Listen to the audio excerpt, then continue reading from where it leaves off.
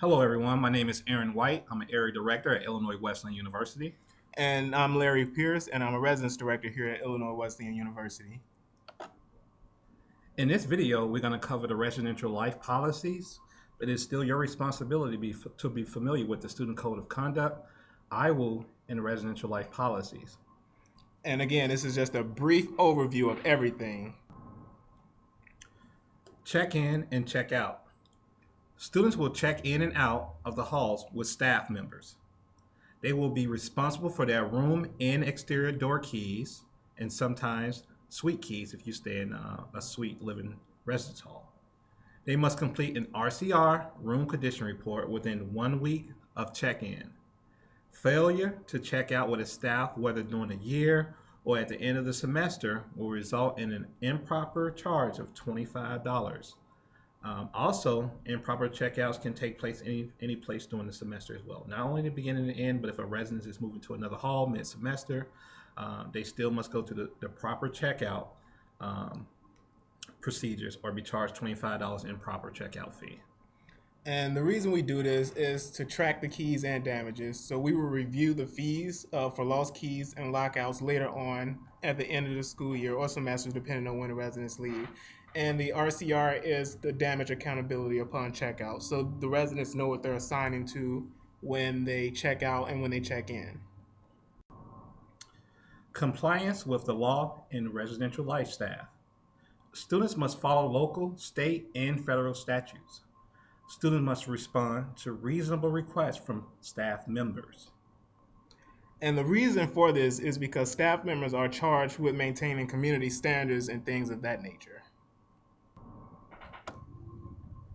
The next topic will be drugs. Students must comply with federal and state drug laws. And that is because we must enforce the drug laws or we are at risk of losing our federal financial assistance. The next section is on electrical equipment and appliances. Open heating elements are prohibited. You will be provided with a partial list of banned items later in this PowerPoint, in this video. Items installed in students' rooms without permission are prohibited and subject to a $50 per day fine per item. Power strips and surge protectors must be 14 gauge plus. And the reason for not having an open heating element is because your room is small and you have small items in your room as well, so it may fall into the open heating, and that increases the risk of fire. So all of these things here are just to reduce your risk of fire. Fire safety. Students cannot tamper with fire alarms or equipment. Students must evacuate the halls anytime an alarm sounds. Anything that may create a safety fire hazard is prohibited in the halls. Fireworks and explosives, including gasoline, kerosene, lighter fluids, are also forbidden. To elaborate further, tampering with any fire equipment is a felony, and anytime you hear the fire alarm go off at all, you must assume that it's real, and you are required by law to exit the building to minimize your risk of fire or serious injury.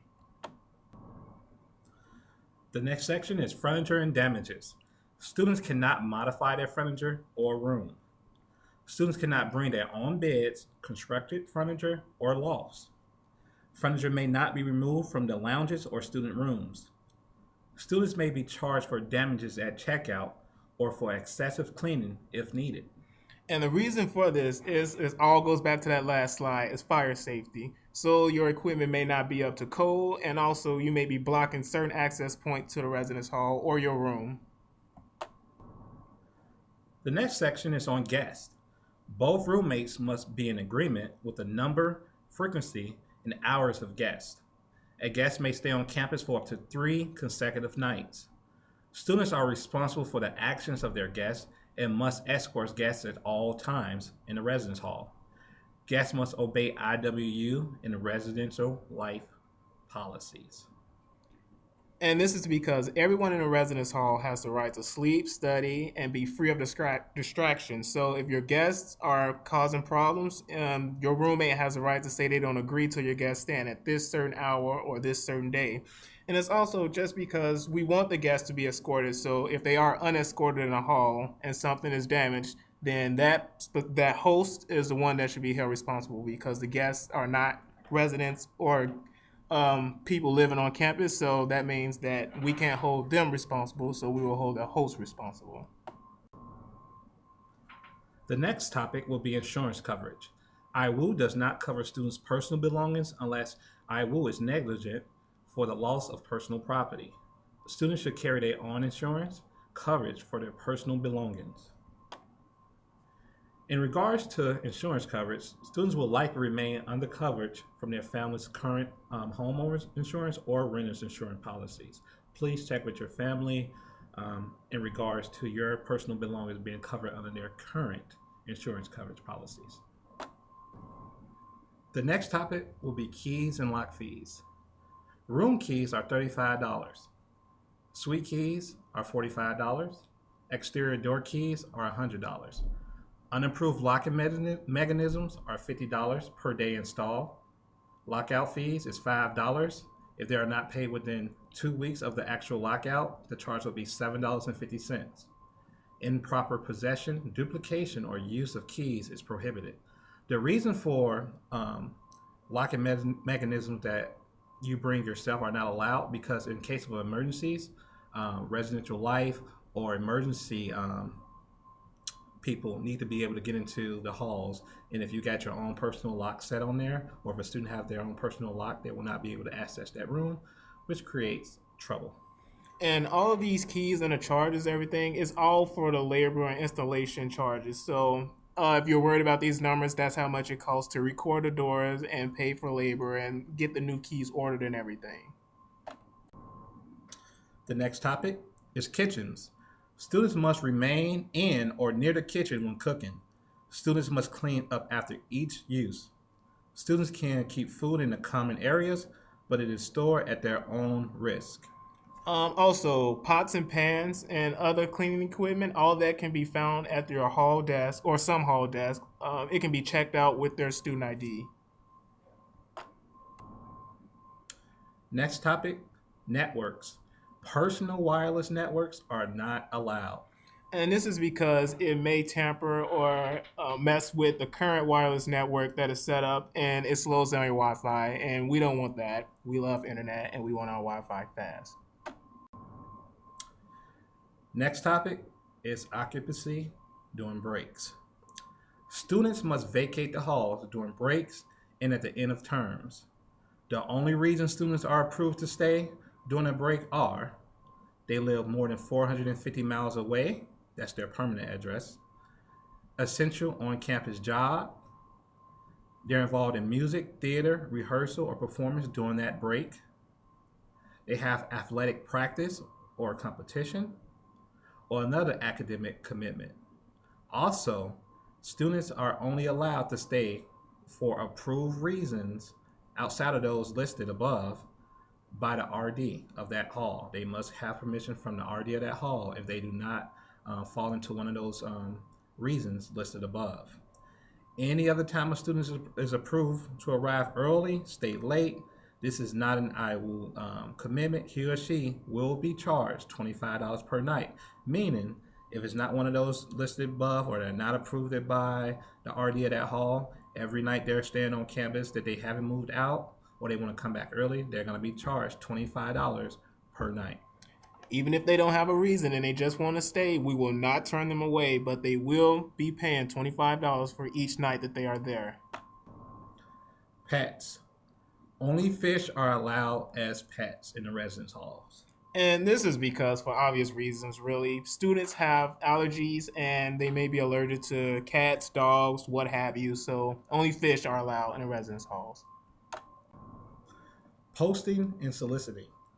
Materials to be posted in the halls are governed by the campus posting policy found online as part of the student handbook. The Office of the Dean of Students coordinates postings on campus. Door-to-door contact is not allowed in the residence halls. And this is because students should not have to be bothered with sales or solicitations in other halls and things like that. So if you don't want to be bothered, you shouldn't have to be bothered. Prohibited items. Please take a minute to review some of the prohibited items.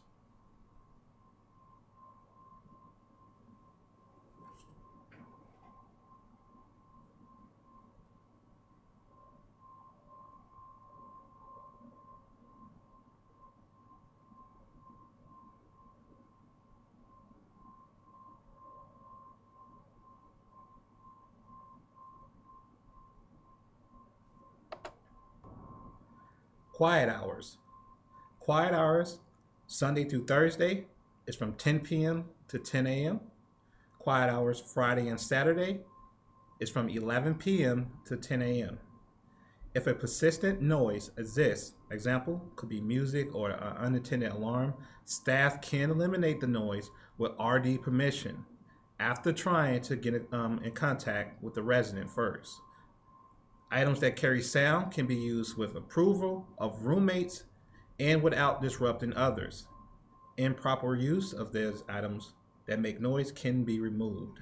And this is because the residence hall is a place, again, for you to sleep and study, and this is the primary purpose, and it is non-negotiable. So this is to ensure some kind of community peace and student privacy. We don't want noise at midnight where students are trying to sleep. Some may be up typing papers. We just want it quiet in the halls during those hours because, again, students sleep and study.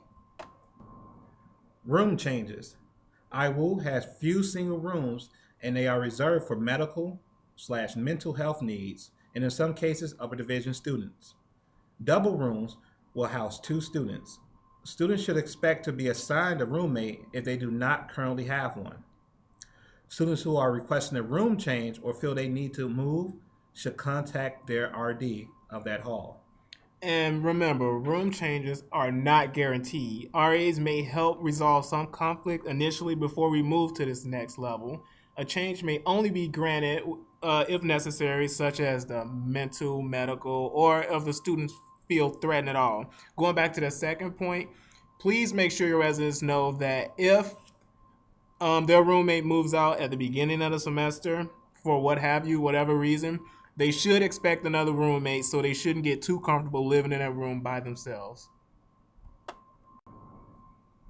Safety and maintenance. IWU staff may enter student rooms to deal with maintenance issues or address life/safety concerns. Policy violation discovered in the course of room entry will be documented. And this is because the staff needs the flexibility to address any facility needs or emergency situations. So students are expected to be in constant compliance with these policies, regardless if they know of the entry ahead of time or not. Security. Halls are locked 24/7. Students who identify security risks are expected to rectify the risks or report them as soon as possible. Locks are changed during breaks to ensure their security, so staff can be fully aware of who is not present in the buildings at all times. And again, as RAs, you should be doing your rounds, checking for anything that looks out of place. So the halls are locked 24/7, meaning if you do not have a key to that hall, you cannot get into that hall without being escorted. Okay. And during breaks, the exterior key that works normally will not be accessible to students, and they have to have a break key to get into that hall. So during breaks, all the break doors are in use. Each hall should have a designated door or doors that are break doors. Smoking in residence hall. Smoking is not allowed in residence halls or within 15 feet of any entrance. The use of electronic cigarettes, vaporizers, and related products such as hookahs are not allowed in the residence halls. Students found smoking or with this equipment may be subject to judicial referrals.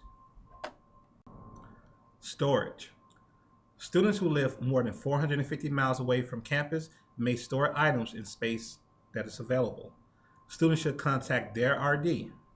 Storage has typically been located in Pfeiffer and Munsell and it's very limited on a first come, first served basis. Residents can have up to 6 labeled and shippable boxes, meaning that the boxes should be labeled with a shipping address in case a student do not come back to claim their box within a given time. They're going to be shipped to the address that's on that box in sequence order. So 6 boxes, 1 of 6. Taking care of our halls. Students must maintain rooms at certain health code standards. Students are responsible for maintaining common areas as well. No sporting activities are allowed in the halls. Hall desks have some equipment available for checkout to help with cleaning. And this is to keep in compliance with the local health code standards to help our custodians and minimize damage. And also, we don't want any sporting activities in our hall because, again, we do have sprinkler systems in there, and students tend to get wild when they have hallway activities and sports of that nature. So we want to minimize the risk. And RAs, you as RAs, will be doing these room checks at the end of each hall closing to make sure that the rooms are in compliance with this and that they don't have any illegal items. Tornadoes. Students must evacuate to shelter areas. Oh, I don't like how I said that. Okay, we'll go over Should I it say again. something? Traffic signs. Students are prohibited from having traffic signs. Basically, stolen signs are illegal, so residents cannot have any traffic signs in their residence hall room or common area. Vandalism. Cleanup of vandalism or body spills will be charged at $25 plus $25 per hour of labor. And the first $25 covered the replacement of the cleaning materials, and the second charge is associated with labor charges. So again, it's just to replace the cleaning equipment and the labor charge. Windows, roofs, ledges, fire escapes, attics, and elevators. Windows and screens must remain in place at all times. Students are not able to place objects or throw objects outside of the windows. Students are not allowed on roofs, ledges, fire escape, attics, or equipment/machinery rooms. Students may use elevators only for transport purposes. And again, this is common sense or is obvious because windows provide safety and security. Fallen objects may damage persons or property that are down below. Also, we don't want you standing on roofs or ledges because it increases the risk of injury. Wait, I want to record the slide over because I said it's common sense. You gonna make me record all Oh, man. All right. We should probably leave the slide in there and then just have them laugh at us for a minute. You want to do it? No, let's not. No. No, let's do it. Let's do it. No. I think we should leave the slide in. Let's leave the slide in. All right, we're gonna leave it in. Okay, so where were we? See, we man. have fun too recording this. All right, so but yeah, basically, so again, windows provide safety and security. Again, we don't want students throwing objects outside of the windows because it can hurt people at the bottom, and we don't want you standing on ledges and things because it increases the risk of injury.